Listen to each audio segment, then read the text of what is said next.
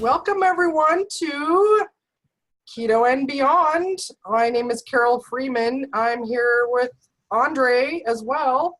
And we've got Marty. People call me Keto Tutor. Keto Tutor, yes. Andre is known as Keto Tutor online.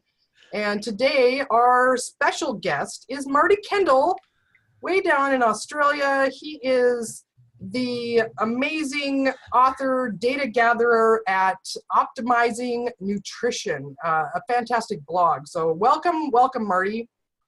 Hey, thank you, Carole. Thanks so much for having us on. And yeah, good to meet you, Andre. Good to meet you too. Marty, tell us a little bit about yourself. Yeah, I'm an engineer by day, and I suppose I stumbled into the world of nutrition. My wife is a type 1 diabetic, and just an ongoing experience of trying to live an optimized life with diabetes, and just seeing her day-to-day fluctuations and how much food mattered to her and how it affected her energy levels and her mood and her quality of life. And yeah, so it's been an ongoing journey of trying to learn how to improve that and optimize it. And about 3 years ago, I stumbled across the food insulin index data, which was a bit unorganized, and I downloaded it and played with it and reorganized it to really optimize insulin dosing for people with diabetes. So if you're injecting insulin, we found that it's not just carbohydrates, but also protein has an impact on insulin in the short term, and also fiber has a negative impact on insulin. So for those people, the food insulin index helps us to prioritize foods that have a lower insulin response over the short term, and also helps stabilize blood sugars. So that's really handy. It's basically ketogenic in a formula. So that was where I started out. I started sharing that, and then stumbled into a whole bunch of other things as I continued to share and learn and blog. And it's been a really fantastic journey, and made a lot of amazing friends like yourselves. And yeah, it's really, really fascinating and really, really important, just because people really struggle. And I try to bring a quantitative engineering precision to nutrition to help fine tune and eke out those challenges that a lot of people find in the nutritional journey. Excellent. So insulin, what you said, the insulin index is really fascinating. Like you said, it's the key to this whole keto thing that our people are trying to figure out, right? So can you explain a little bit more about, why insulin is so important on a ketogenic diet and in general for weight loss, which is what a lot of our listeners are interested in?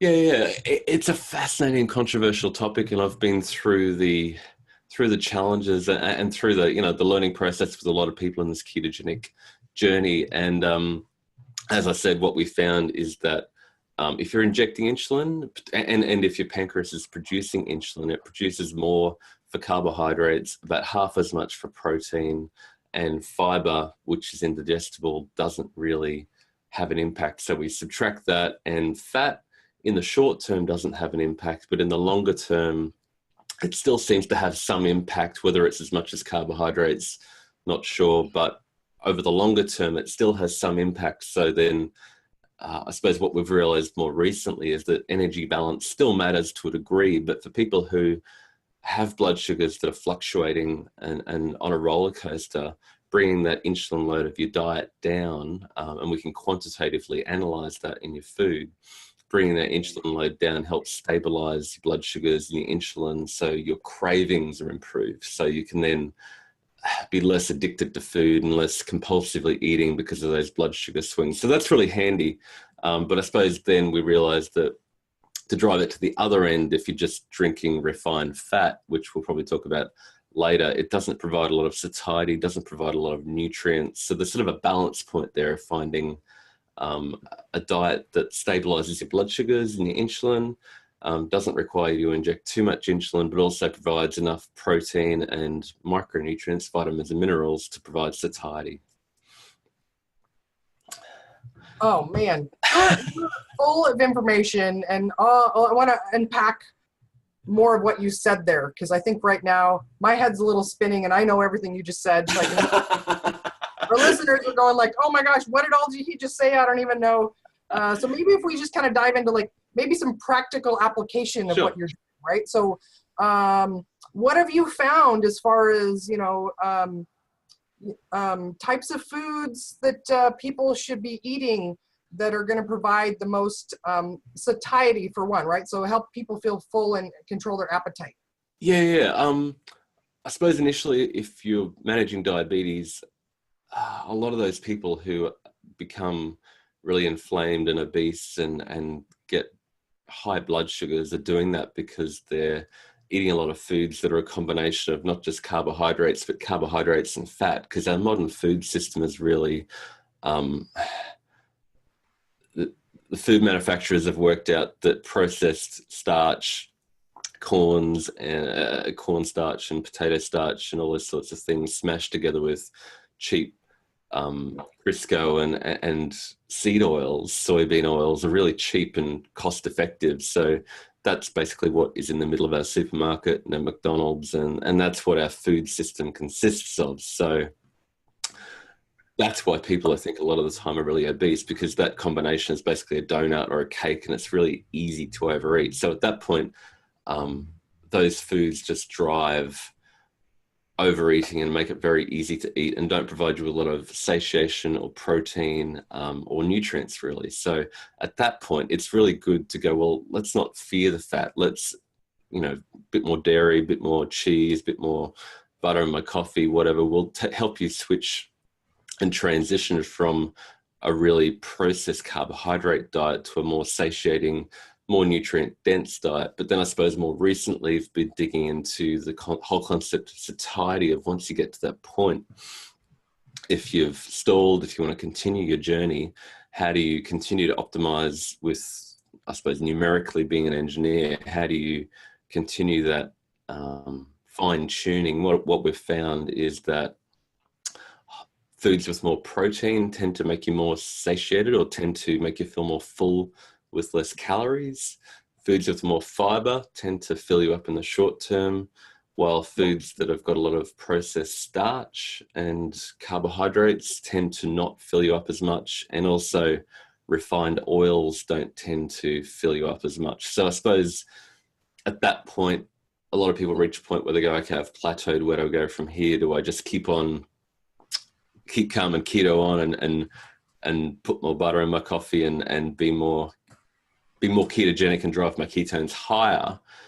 That doesn't work well for everybody, and for some people, they need to start pulling out that added fat so that the fat can come off their body. And I know that's controversial, but that's, I suppose, my conviction after looking at it a lot and seeing a lot of debate and discussion online. So yeah.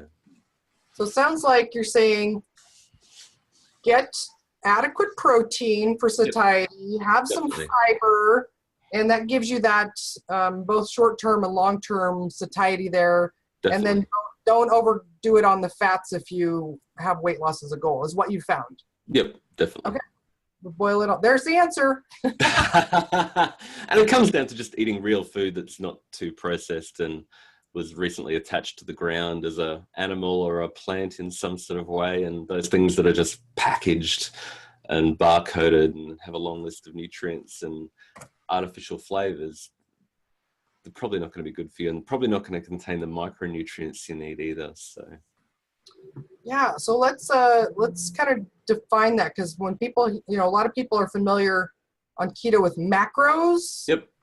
Which are carbs, fats, and proteins, yep. But this micronutrients, what does that mean? Yeah, well, micronutrients is the vitamins, minerals, essential fatty acids, and amino acids, which is your, so generally in our diet, what I've found is that we tend to find it easy to get adequate protein because without chasing it too much, most people are getting adequate. But if they continue to chase the harder to find micronutrients, the vitamins and minerals and omega-3s, they tend to get even more protein potentially, but that just comes along for the ride without having to chase it. So I suppose with my system, I said, well, how can we quantify nutrition? There's so much argument and confusion and, so much vested interest and bias and commercial bias and people are defending the studies that the university did 30 years ago, and they're still basically arse covering to try and cover up. It just seems that there's so much confusion out there. So I said, well, let's try to isolate the foods, to highlight the foods that have more of the micronutrients that we find harder to find. So you can, like you've talked about before, you can track your food in Chronometer and those sort of apps to look at, hey, which vitamins and minerals am I not getting enough of? A lot of the time people on keto are not getting enough potassium or magnesium because they've taken all carbs out of their diet and they're contained in green veggies. So we can then identify the foods that contain more of those nutrients and prioritize those at the front of the line and add more of those to our diet. So that's sort of part of the optimizing nutrition angle of what I'm trying to do. So, why should we care about micronutrients? Oh, well, I think you've probably heard of the protein leverage hypothesis, but what I've seen more and more digging into micronutrients is that protein and vitamins and minerals are intimately linked together, that whenever there's protein, there's vitamins and minerals and vice versa. So I think our body craves those harder to find nutrients. So we continue to eat, we continue to consume more energy until we get those nutrients. So if we're having very nutrient poor, highly processed food, a body will just go, well, I need more potassium, I need more magnesium.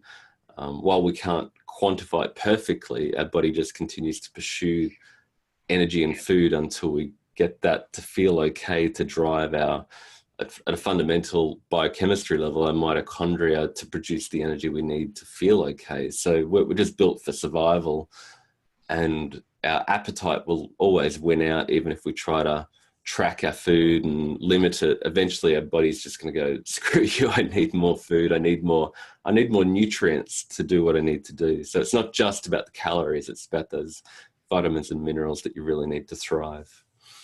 Yeah, that's really interesting that's the research that you're finding, because I know when I was in school, that was one of the theories of why people overate when they ate a highly processed diet, was that they just weren't getting enough of those nutrients. And we do actually have those nutrient sensors within us. And so one of the reasons we want to focus on optimizing the nutrients in your diet is so we don't overeat. Totally. One of the things ladies want. And then also it optimizes our health as well, because we need all those vitamins and minerals for a lot of different processes, all the processes in our body. Yeah, totally. And what we've found with the nutrient optimizer, people who have tried to say, well, let's try to maximize the nutrition, the micronutrients in my diet, they always come back and say, well, I'm tracking and, it's interesting. And then I'm looking at how many calories I'm eating, and I'm not needing as many calories to feel satiated, to feel full, and I didn't need as much energy. I'm really surprised, and that's a common thing people find. And it's not fun tracking your calories and trying to limit it to a certain number and but if you put that micronutrient density first, then you tend to not overeat, is what we're finding again and again with people. You mentioned the diabetes of your wife, right? Was it type 1 diabetes or? Yeah, she's a type 1 diabetic. So, and we just recently got a closed loop pancreas system. So my day is watching the insulin in her artificial pancreas turn on and off and moderate. So I've got a really interesting insight into insulin and how the body regulates insulin and what foods affect insulin. So for those people who listen to this and they have type 1 diabetes, what would you recommend? Like first, for example, 3 steps. Oh, wow. For type 1, I suppose stabilizing blood sugar is a really big deal, which is also a matter of stabilizing insulin. And if you eat high carbohydrate processed foods, you have to inject a lot of insulin, and then the insulin and your blood sugars go up, and then you inject a lot of insulin, and then they come down, and you're never sure where they're going to land. And even the best technology of the artificial pancreas can't manage that, can't match a high carbohydrate diet with the insulin dosing. So it's really a matter of small inputs require small action. and Dr. Bernstein calls it the law of small numbers, that if you're not having a really high carbohydrate diet, you don't need to have massive doses of insulin all at once that will leave you on that blood sugar roller coaster, which is what really makes you feel crappy and makes you, when she's got a really low blood sugar, she needs to eat to get out of that. And I suppose to some extent it's the same in people living in, without type 1 diabetes, but those blood sugar roller coasters, those crashes, those highs and lows constantly drive appetite. So just balancing that. But I suppose what a lot of people have found is don't avoid protein, because protein's satiating.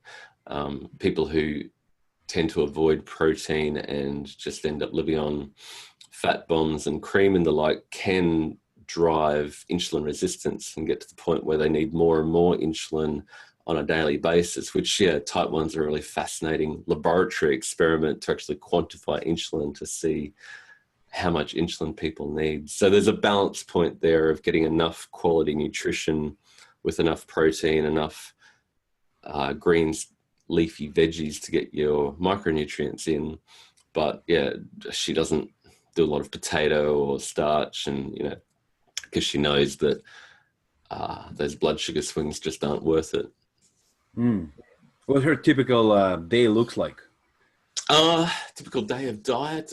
She'll wake up and have I'll make her a coffee with some cream in it, with some stevia as a sweetener. So she finds that milk will raise her blood sugars too much.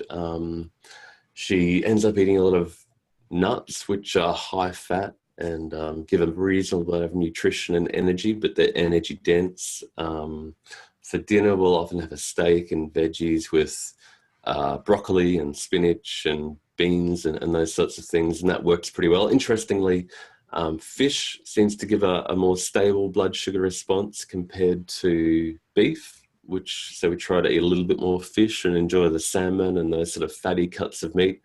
I've been getting into eating kangaroo in Australia, and which is really, I talked to Carole before about high protein, lower fat foods, which is good if you're trying to potentially cut some weight and gain some muscle. But for her, we watch the blood sugars rise and need insulin, and it behaves nearly similar to carbohydrates because it's such a low fat protein, which is really fascinating. So it's as I said, it's an interesting journey to watch moment to moment blood sugars every 5 minutes and try to manage those swings. You have one of the best lamb in the world coming from Australia. What's that? Lamb? Yeah. It's great lamb. We enjoy lamb and New Zealand lamb. Yeah, it's very nutrient dense. Often it's just happy lambs on green pastures, and that's what you want. Yeah. I found it really fascinating what you said about that you found that for her, seafood and fish cause better blood sugar stability than beef. Do you have any insights into why that is? Is it the amino acid profile? I've tried to look at it, and I think there's a difference in the different amino acid profiles. I forget off the top of my head now. I dug into it a couple of years ago, but there's different amino acids. Some are more ketogenic and some are more glucogenic. Most of them can either become glucose or ketones depending on what is required at the time.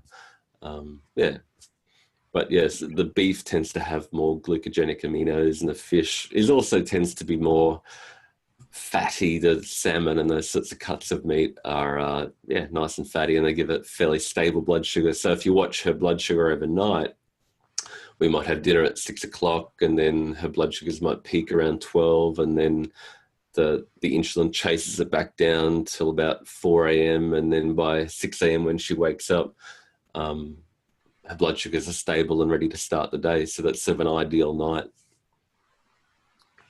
Do you have a sense then if, is there one perfect diet for everybody, or are there variations in what works for people? Awesome question. No, well, I suppose that's part of my journey is trying to, I was a massive low carb advocate, but then for myself, chasing down a whole lot of unlimited fat and trying to chase higher ketones didn't work for me because it just added more body fat. But for my wife, who's trying to stabilize blood sugars, and she's she doesn't struggle with weight as much. She can prioritize the fat and not worry about added fat, and that's really advantageous for her.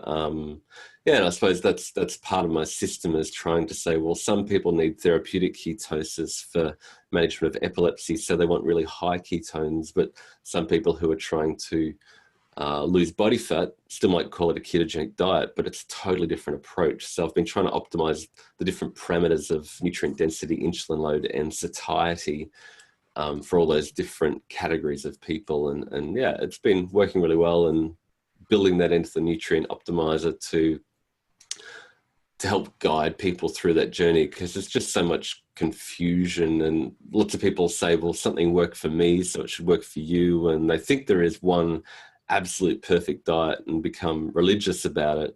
But really, the amount of body fat you've got, the amount of activity you do, the amount of muscle mass you've got, how much activity, what you lift, and all those sort of things play into how much you actually need. So it's interesting to track. We track blood sugars, body fat, and weight, and say, well, let's dial in your macros to find those, we call it smart macros, to find the macronutrients that'll stabilize your blood sugar and make sure you maintain your lean body mass. While if you want to lose body weight, you can muck around with your calories to dial that in as well. But generally, just prioritizing nutrient-dense whole foods is a high priority that will oftentimes help you manage the rest of those things. Balance, as you mentioned, right? Balance. Sorry, what was that? Balance, as you mentioned from the very beginning. yeah. And balancing at a micronutrient level, which I think is fascinating. I hope a lot of people find that interesting and want to chase that. So once you look after getting enough of those micronutrients, of meeting your daily requirements, then a lot of the other things work out. Definitely.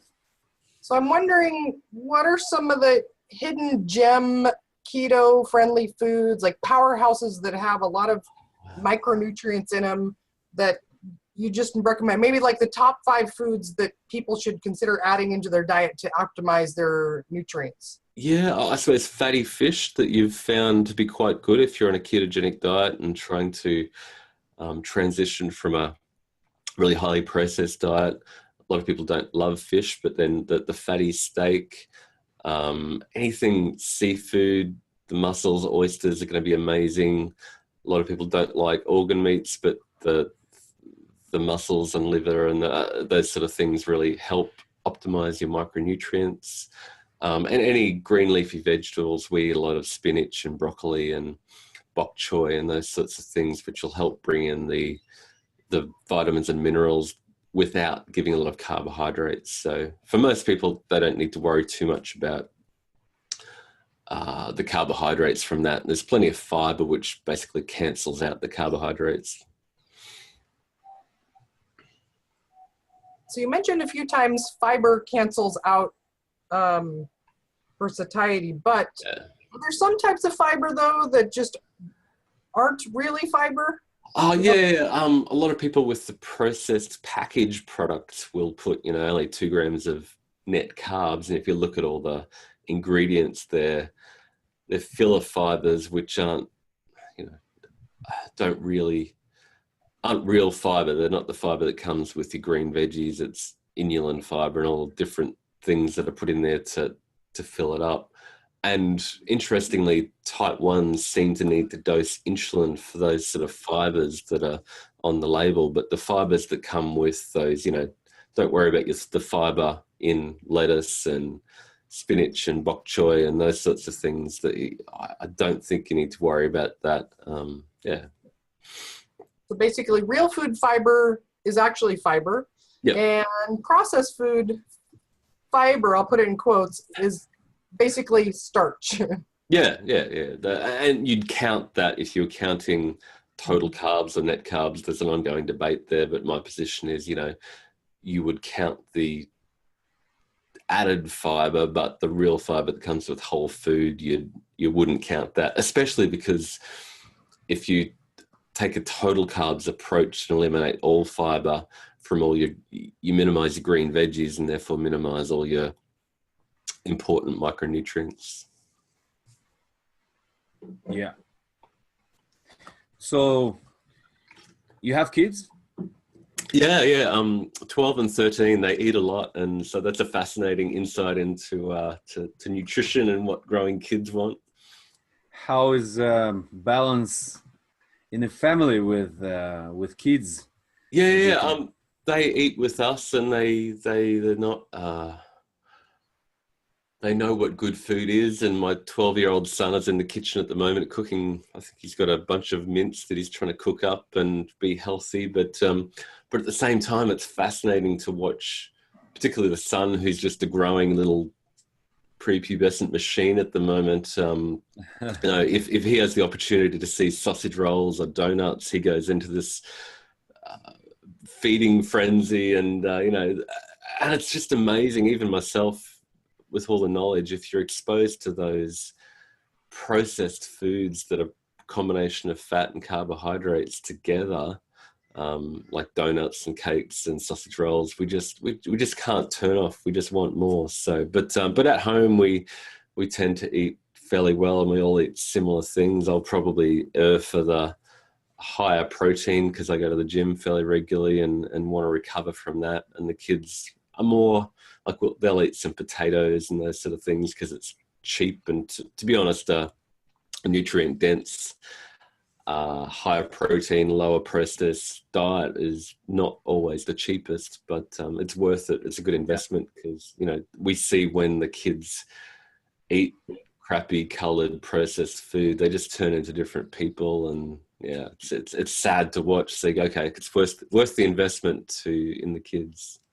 Yeah. My son, my oldest child, is 13 years old, and he's an athlete too. And I'm trying to educate him, and he see my world, the ketogenic lifestyle, and etc. And it's influenced him. But many people are asking me this question, Andre, how about your kids? And I had a really good experiment with them a few years ago when we started in the family approaching with feeding kids as I do. And, I had a really interesting result. So it was 3 years ago. I have right now 6 years old daughter, and 9 years old daughter, and 13 years old son. So 3 years ago, only two of them were going to the school. So I put them on a really strict ketogenic diet, even without feeding them breakfast. So they were going to the school, eating first meal of the day probably 3 hours later, without having any issues. They didn't feel really hungry when they're waking up. So 3 weeks later, I got a call from the teacher of my son and said, "What do you do with your son?" What do you mean? He's listening. You know what he's saying? Yeah, wow. He's like very different. My wife was laughing. So he's very active person. I would say hyperactive. And yeah, he stabilized, he started listening. Since that time, his performance in sport, in school changed completely. So much better. Yeah, of course, as you mentioned, when he sees donuts or something else, it's so addictive, right? It has to do with many things in our brain. Totally. And we kind of regret this. But he understands his process in his body right now, what's going on. And he actually understands when to eat properly and why. Yeah, totally. Yeah, it's interesting.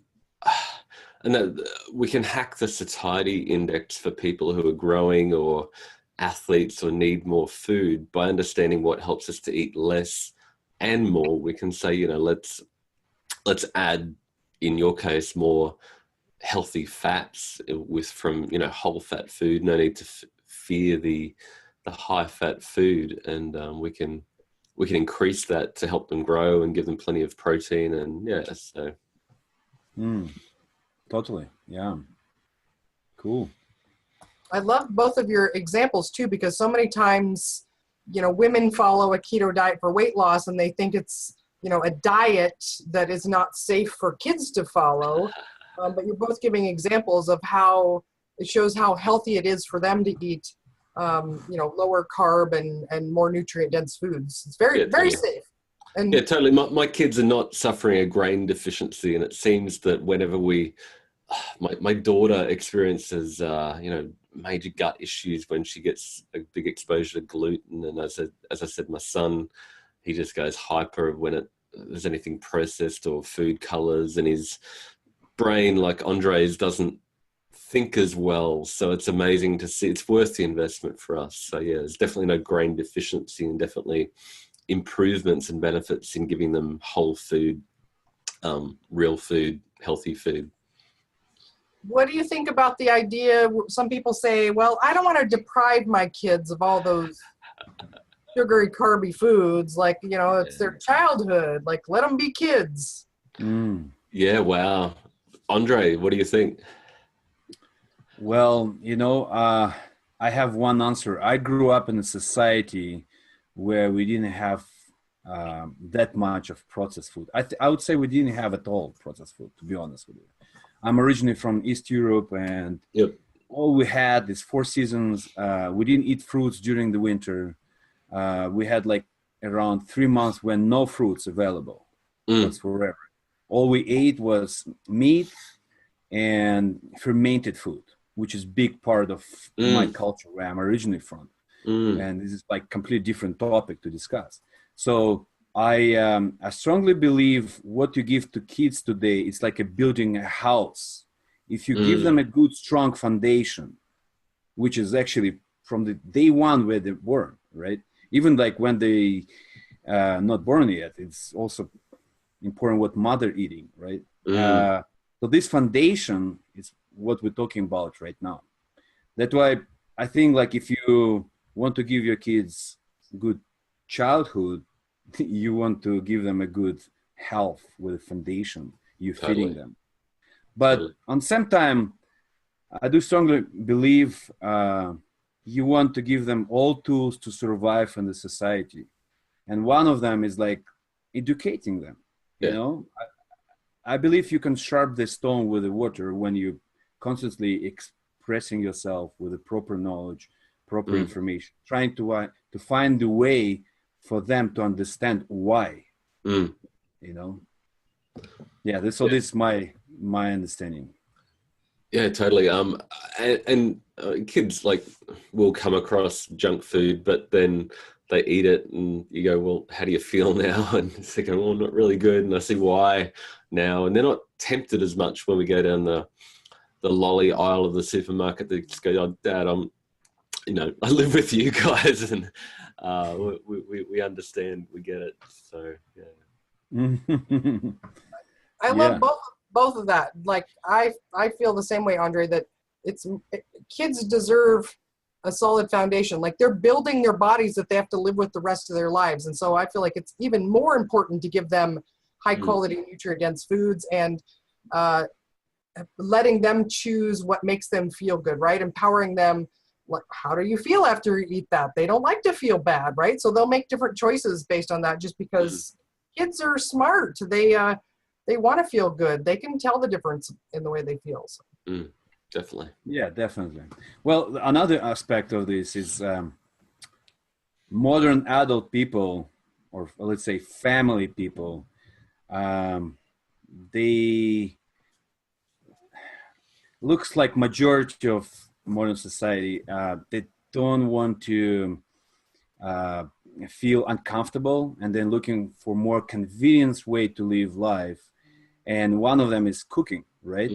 And people tend to make decision, I'd rather go and spend time with my kids being in a fast food restaurant, not cooking, and they're making all the time these excuses. And this is what I've found by having conversation with different families, and they ending up like having different situation with kids, and of course one of them will be health issues.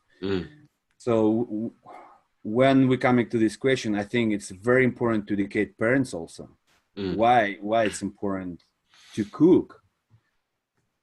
sometimes even just cooking fresh food without even ketogenic approach, to be honest, people can change their life and then totally. slightly move to the different aspects. Yeah. Totally agree. Yeah, so I like this question to have keto-orientated families. Yeah. So when it comes to meal frequency, Carole mentioned that you have some interesting data. We stumbled across a batch of data from 500,000 people. 500,000 days from about 10,000 people who had recorded for more than 2 months in MyFitnessPal, and my partner programming the nutrient optimizer sent it to me and did a lot of number crunching and flicked it to me. We were analyzing it, trying to answer those obvious questions that a lot of people argue about of, what macros work for most people to help them eat less or eat more, and how many meals a day and which meals. And it was really interesting data. And I suppose what we found is that 2 meals a day, if you're trying to eat less, seems to work well. 1 meal a day is good, but not as good as 2 meals a day. I think what happens there is that it's when you have that 1 meal a day, you just tend to reward yourself, and it's hard to limit, and potentially you may overeat at that 1 meal a day, but you can quite reasonably get in 2 meals a day of a solid amount of protein without having to make it really refined, energy dense food.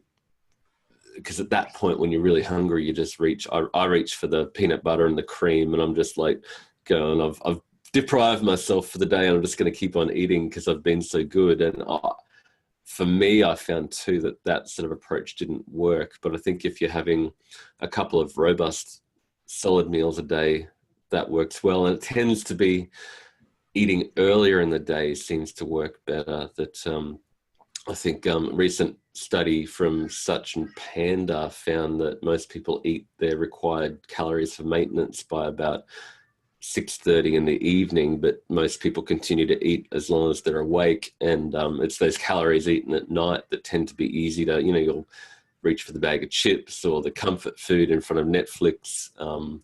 But if you start the day with a robust, higher protein meal, you're more likely to not be ravenously hungry later in the day and store that fat later in the day. And I think a lot of people find it more convenient, if they're not trying to lose weight, to eat later in the day with the family. And I admit it's hard, but it seems from the studies and my data analysis from the MyFitnessPal limitations it may have, that earlier breakfast and lunch ideally.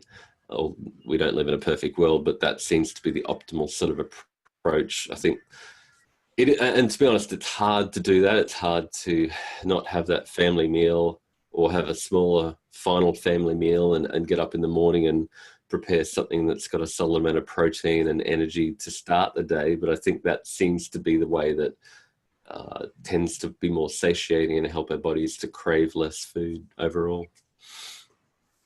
How about training in the morning in a fasted mode? So to have the meal after the training. Yeah. Well, that's the protein.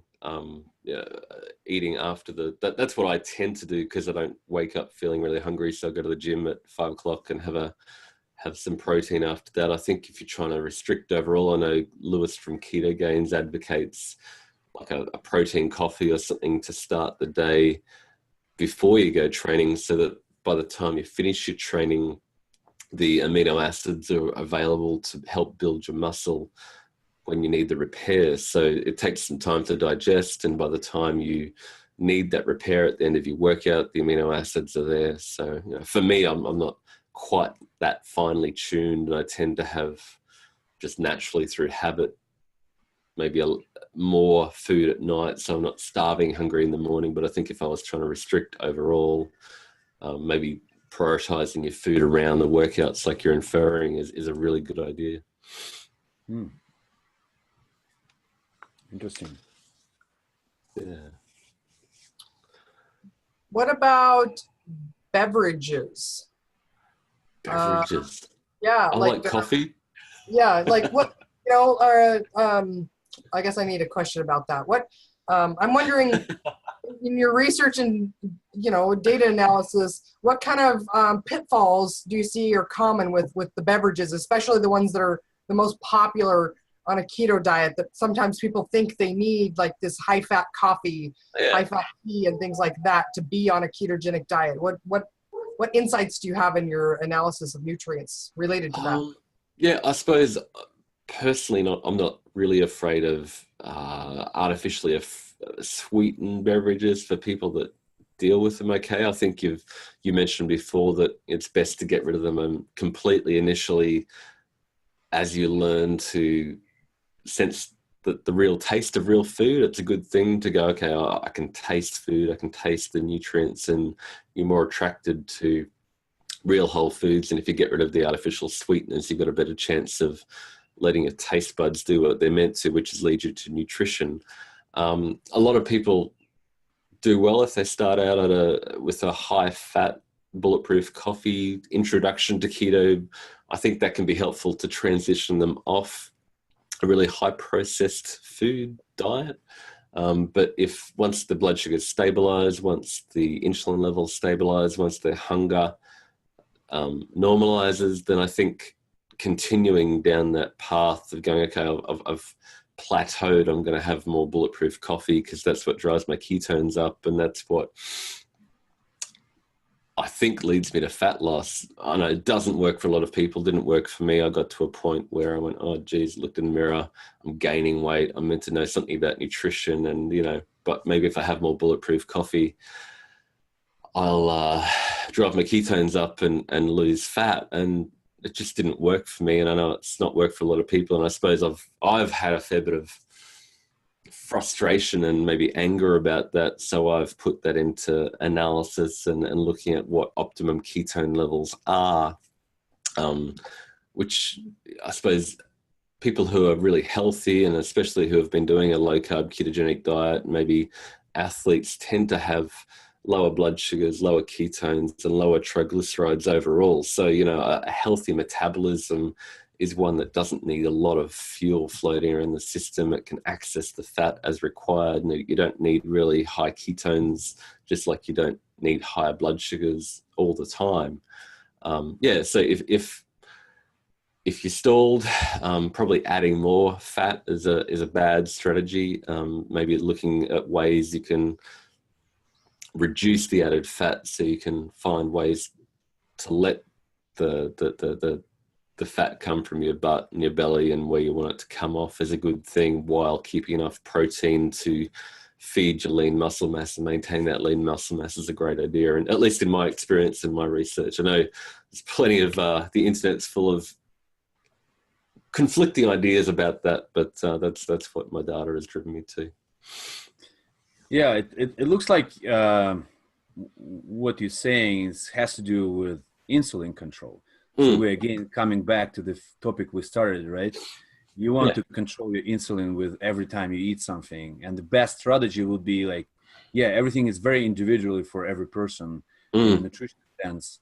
But overall, general rule, we want to know how to control the insulin, because this is what caused probably the problem to many people. Yeah, definitely. And lowering your carbohydrates and having adequate protein. It's really hard to eat too much protein, I think, but and not fearing fat is a really good strategy to stabilize your overall insulin. But in the end, insulin is somewhat proportional to your overall energy intake. So if fat does drive up insulin. If you've heard of the personal fat threshold, Roy Taylor in the UK did some fascinating research looking at the personal fat threshold. Is you get to a point where your body fat stores are full, and that's different for different people. Some people can be quite lean but still be diabetic to the point that their fat overflows and they get too much energy in their blood in the form of high blood glucose and high ketones and high triglycerides. And at that point, you've exceeded your personal fat threshold and you're diabetic. Some people can store a whole lot more energy in their fat stores before they become fully blown diabetic, but you have to get to that point of reducing your overall energy intake so your fat stores aren't over full and the excess energy flows into your bloodstream, which is diabetes and metabolic syndrome. So I think, controlling insulin is really fascinating, but I think maybe controlling satiety and overall finding a way that helps you to control overall energy intake is even more important and maybe even more upstream than focusing on blood glucose or insulin. I think satiety may be even a higher priority, and that's why I'm a little bit amped about it at the moment. So, yeah. Mm-hmm. I love that you brought up that personal fat threshold theory hypothesis, right? Because it's kind of the opposite of what a lot of people are looking at. So I know it's a little controversial, or maybe a lot, where most people say, well, insulin is too high, that's what's making me fat, whereas the personal fat threshold says that you're too fat, that's why your insulin is too high. Fat, it brings down your insulin. So can you speak to that a little bit? Yeah, and I suppose I was enchanted being married to a type 1 diabetic. I thought that if we could just eat more fat and less carbohydrates, I'd eat less insulin and I'd lose weight like a type 1 diabetic. And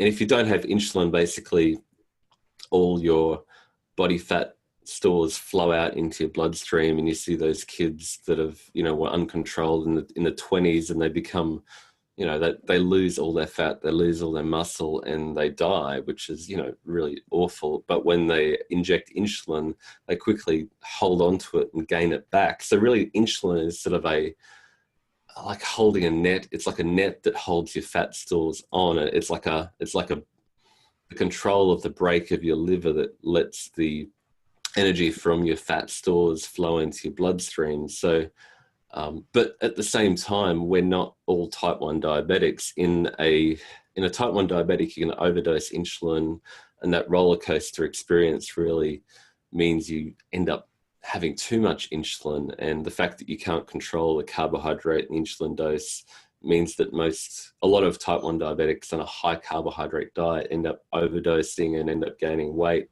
due to the excess insulin. But in our body, our pancreas I don't think produces more insulin than it needs to hold back the energy you're consuming. I think that's a fundamental difference that a lot of people need to keep in mind, is that your pancreas won't inject more insulin than you need to hold back the energy that's coming in from your diet. So the fundamental primary thing is to find a way that you're not eating more eating more energy than you need, that will drive your insulin high, that will leave you obese and with that excess energy flowing into your bloodstream. So it's just a different way to look at it. But I think we need to differentiate between type 1 diabetics who are injecting insulin and people who are producing enough insulin to hold back the energy coming from the diet. Very interesting. Yeah. So maybe we can talk a little bit more about the practical applications for this conversation. How you suggest people to practically apply this? Yeah. If you wanted to break it down to just the macronutrient perspective, not getting adequate protein. I think most people tend to get adequate protein, just the appetite drives them to get adequate protein. Getting foods that contain enough fiber, which is basically just eating whole foods, not being afraid of vegetables. I think steering away from processed carbohydrates, which are just easy to eat, especially when they're combined with excess fat. Keep in mind, like if you're diabetic and need to stabilize your blood sugars, having more fat will definitely help stabilize your blood sugars and transition you away from a high carbohydrate processed diet. But once you get to that point of stabilized on a low carbohydrate diet, look at whether you maybe need to increase your protein and fiber, but decrease your added fat, refined fat, to maybe let some body fat come from your body fat stores. That's from a macronutrient point of view, but if you want to look at it from a micronutrient point of view, just the nutrient optimizer is a tool we've developed to analyze your diet and look at which foods you need to eat more of to get the potassium and vitamin D and magnesium and selenium and whatever you're currently missing from your diet. So generally, if you focus on those foods, you tend to have a improved satiety, adequate protein, plenty of fiber, and all those things sort of tend to work out, as I mentioned before. And then we add the overlay of insulin loads. So if you do have a diabetes to some degree, we prioritize stabilizing your blood sugars with a lower insulin load diet.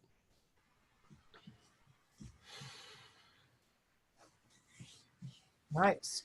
Great. Anything else you wanted to ask Andre? Did we miss anything?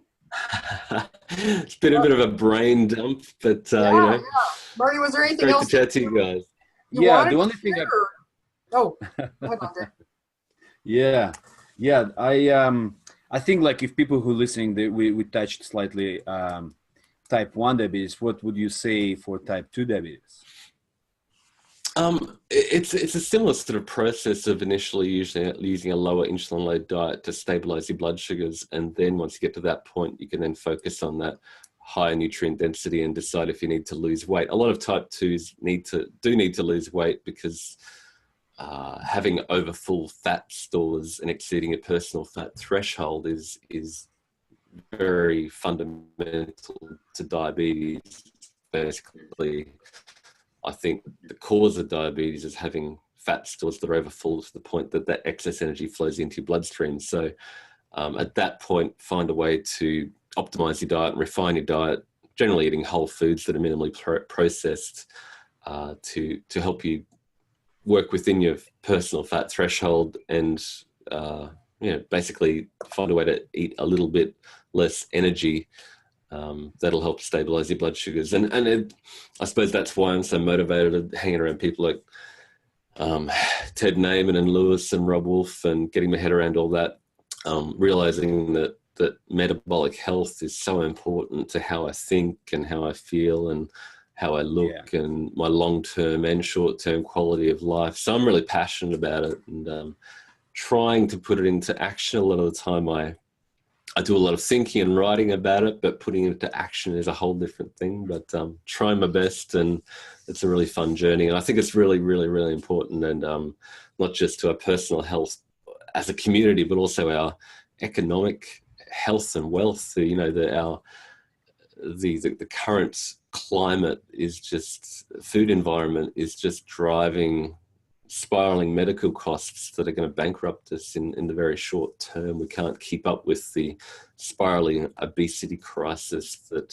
is very, very, very expensive in the medical system. And we can't continue to afford to pay for people being captivated by the modern food environment that just leaves them powerless to not overeat. Because like we talked about our kids, when you throw donuts in front of them, there's a very primal urge to chow them down, and they have no off switch. So I'm trying to find that off switch, or empower people with knowledge to find that off switch to enable them to eat a little bit less and control their hunger and give them the nutrients to thrive and be empowered by food. Yeah, totally. Another thing I'm always saying, like we discussing about food, about hormone gains, but I'm always saying move your body. Also. It's definitely so important. Yeah, and people are like, oh, gym, I need to go to the gym, I need time. And I'm saying, like, you know what? Actually, you don't need to go to the gym. Like, we pretty much have everything we need in our house. You just need to do a few simple things, like just start implementing walking every single day, lifting, carrying, pushing. This is what we need to do in order to have a balance, and we don't need to do this very often. You know, so moving our body is crucial component into the balance game, as we mentioned. Yeah, totally. And it's once you lose your muscle mass as you get older, it's the muscle that burns the fat and the sugar that keeps your blood sugar stable. And so many people get to 70 and they're weak and they're frail and they fall over and break their hip and never get up again. And it's very sad, and that's just how people tend to perish in their older age. And to invest in a high level of muscle mass and manage that as a priority now is really an investment in your long-term retirement fund of having a good level of muscle mass so you can age well and live a long, high quality life. Yeah, totally. Awesome. Lovely. Well, I think we're ready to wrap this up, aren't we, fellas? It's been fun. Yeah, thank you so much for all your information and all your wisdom and tips. And, we've got a lot of these engineer minds that are moving into this nutrition space, and you guys bring us new perspective and approaches to old, nutrition information too. So my final question here for you is going to be this is your final day on Earth. The meteor's coming at us all. We're all going to be wiped out. What are you going to pick as your final meal? Oh, wow. I was going to say the donuts I've been holding off on. No, I don't know. No, I don't know. Just enjoy your food at that point and do whatever you love. I do just enjoy salmon and steak, and actually enjoy spinach, and it makes me feel really good, and I love that. So I do enjoy eating this way, and spinach, mushies, salmon, steak. I love it. So yeah. And a big pile of donuts, it sounds like. I've actually lost my taste for donuts. Oh yeah, that's funny, right? Because you may try it and you're like, that's not even good. So yeah. So where people can find your journey and read more, what is the URL of your blog? Yeah, optimizingnutrition.com, which Carole will tell you is the British spelling with an S. But if you Google Optimizing Nutrition, there's a blog where I've chronicled my learnings over the last 2 or 3 years, a lot of words. Then there's Nutrient Optimizer, which I've tried to distill all those learnings into a program where you can get some suggested meals and suggested foods.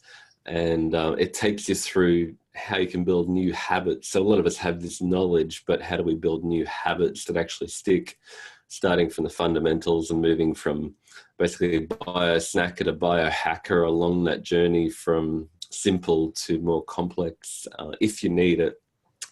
And then there's a Facebook group, Marty Kendall's Nutrient Optimizer, and also Optimizing Nutrition. There's another Facebook group with about 8,000 people that are really smart. I've learned a lot from, so that's where we share all the controversial new research and chat about that. So yeah, but I'd love you to check out Nutrient Optimizer and check out the free report.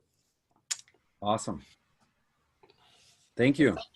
Thank you so much for being here, Marty. Thank you for taking the time so early in your day. You probably have to get off to work now, don't you? Oh, it's Saturday over here. We're ahead of you guys, so. Oh, a whole day ahead. All right. 1 day ahead. Oh man. Okay. You'll never catch up. Either. Okay. Well, thank you again for being here, everyone. Thanks for watching, listening. Thank you, guys. Thank you so much.